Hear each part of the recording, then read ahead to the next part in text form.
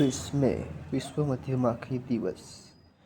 પેલો ન્યૂઝ, ભારતીય વાયુસેનામાં squadron leader સાનિયાને પ્રતિષ્ઠિત કેટેક ક્વોલિફાઈડ ફ્લાઇંગ ઇન્સ્ટ્રક્ટરની લાયકાત મેળવનાર પ્રથમ મહિલા અધિકારી બન્યા।